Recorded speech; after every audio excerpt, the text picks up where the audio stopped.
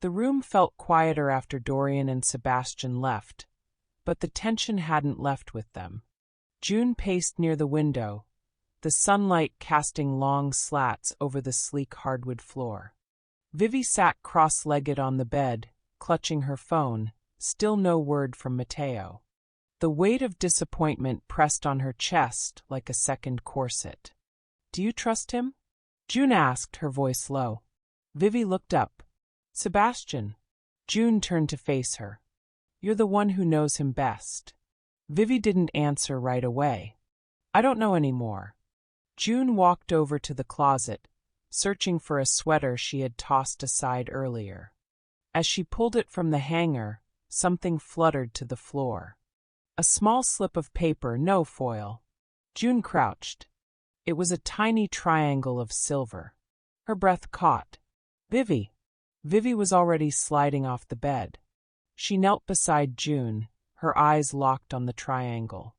"No way," she whispered. "Another one?" June picked it up carefully. It was tucked behind the closet door hinge. Same exact shape. Same fold. "They're marking something again." "But why our room?" Vivi said. "We already found one from yesterday. Are we still a target, or are they warning us?"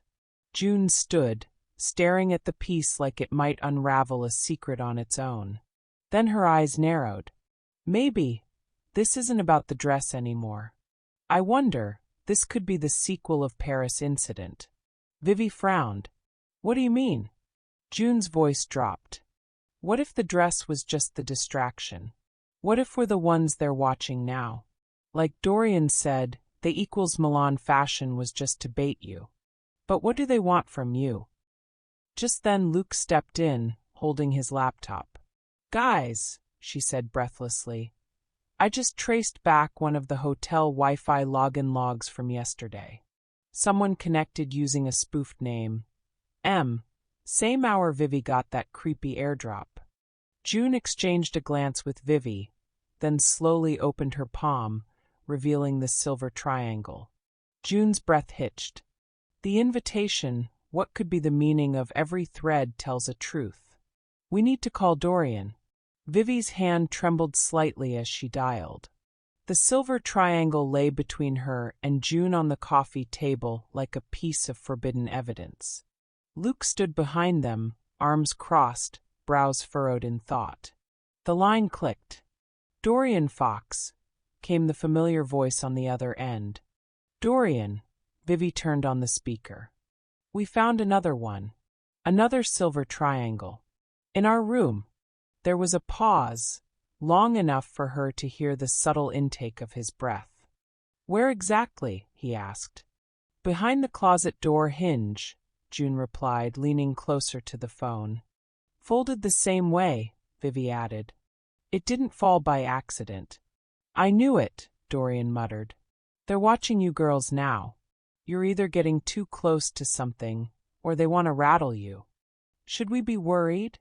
Luke asked from behind. Dorian's voice turned stern, controlled. "Yes and no.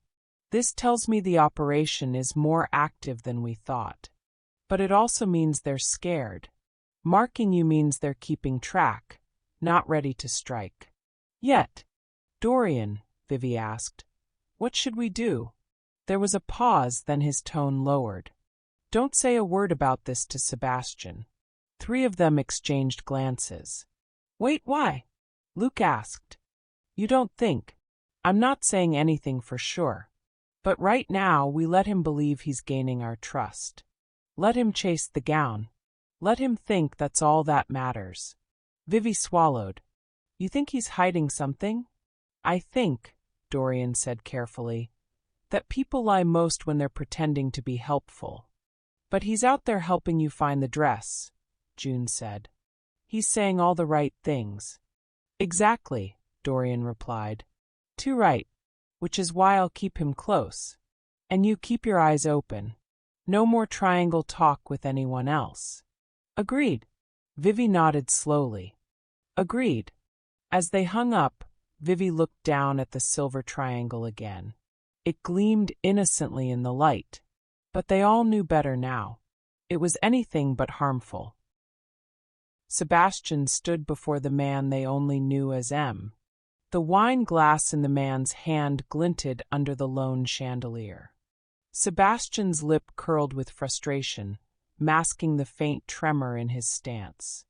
"You said I'd be the one pulling the strings," Sebastian said, his voice low. "Now I'm being kept in the dark. I want the dress." The man swirled his wine slowly. "Careful, Sebastian. You're not in a position to make demands." "I'm not making demands," Sebastian snapped. "But if I'm to maintain trust with them, and especially with him, I need to know where it is. Let me finish this my way. You brought me into this because you needed someone inside." A pause. Then a smile.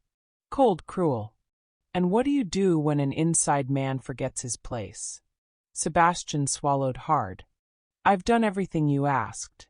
Let me do this." The man stood and walked slowly toward him, voice calm. "There's a rule in my organization, Sebastian.